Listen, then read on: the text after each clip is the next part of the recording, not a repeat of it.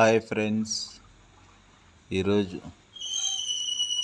కాస్త తుఫాన్ గ్యాప్ ఇవ్వడం వలన నేను నా మిత్రులు అలా ప్రకృతి అందాలు చూద్దామని ఈ వర్షం పడిన తర్వాత మా పల్లెలో ఈ విధంగా లొకేషన్ చాలా బాగుంది కదా. ప్రముఖ వెంచర్ నందు చూడండి ఈ వాటర్ ఏ విధంగా ఉన్నదో.